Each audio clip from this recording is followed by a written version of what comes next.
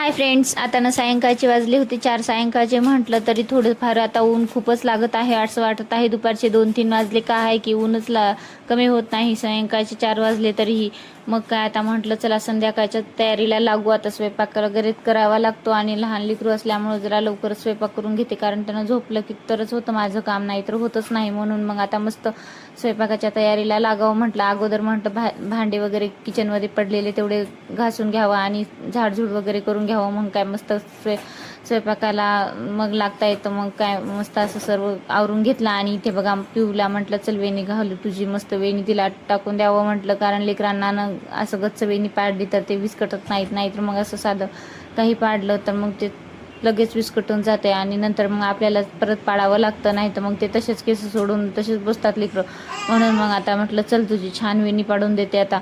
आणि पहिल्यांदाच अशी छान हेअरस्टाईल करून बघितली. बघा आता तुम्हाला पण कशी वाटते ते कमेंट करून नक्की सांगा. तिला तर खूपच आवडली. मामाने माझी परत अशीच हेअरस्टाईल कर, मला खूप आवडली अशी हेअरस्टाईल. खाली सागर वेणी टाकली होती आणि वरून मस्त बीट लावून अशी छानशी आणि फायनल लुक असा काही आला होता वेणीचा आणि छान दिसत होता तो. मला ही आवडला, म्हणजे पहिल्यांदाच पाडलं पण तिला सूट पण करत होता. आणि नंतर ना मग पिऊने अशा शेंगा आणल्या होत्या आईच्या इथून ओल्या, आणि ह्या सीझनमधल्या पहिल्याच ओल्या शेंगा खाल्ल्या. असा गेला आजचा दिवस. भेटूया नेक्स्ट ब्लॉगमध्ये, तोपर्यंत बाय.